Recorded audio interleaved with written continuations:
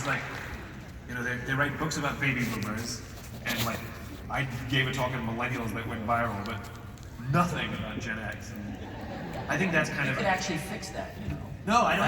No. Here's the funny thing about Gen X. I just don't think we care. Like, I don't need a book written about my generation. You know, nobody accuses us of anything.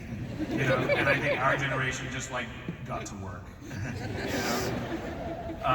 Fair enough. Yeah. So look, stereotypes obviously affect how we interact with each other because we create narratives that may or may not be true, and then treat people based on that narrative. So of course it's a problem. One of the biggest criticisms I get is that I cannot make generalizations about entire generations. Of course you can.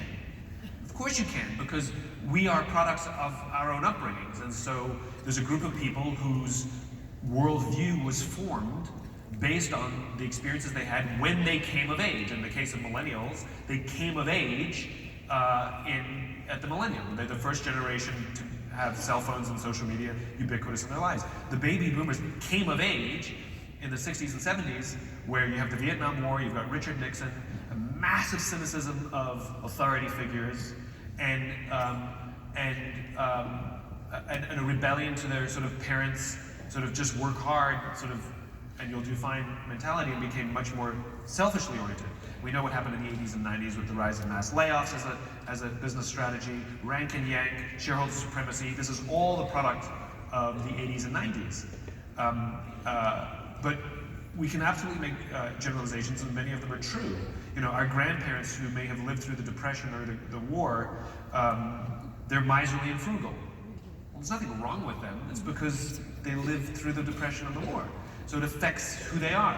So the most important thing is, instead of criticizing someone because of their worldview, because there's a lot to criticize up and down, is rather to have empathy, which is to try to understand that how one generation grew up is different to how we grew up, and to factor that into or filter that through the way we treat someone.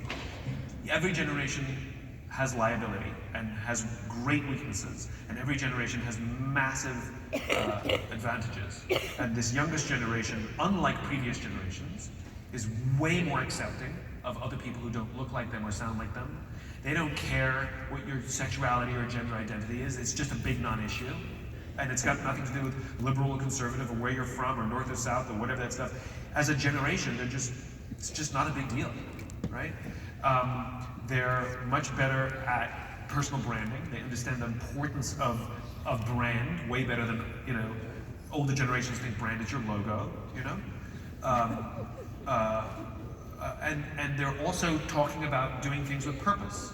Now, it's very often said that millennials want to work for an organization that has a sense of purpose. Every generation wants to work for an organization with a sense of purpose. Millennials are just loud about it.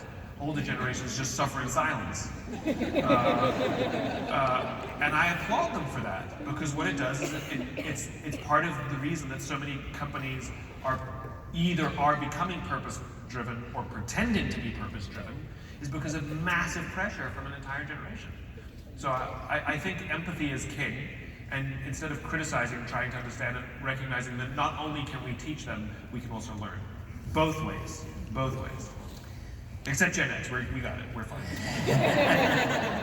Thanks for that clarification. Yeah, we're good.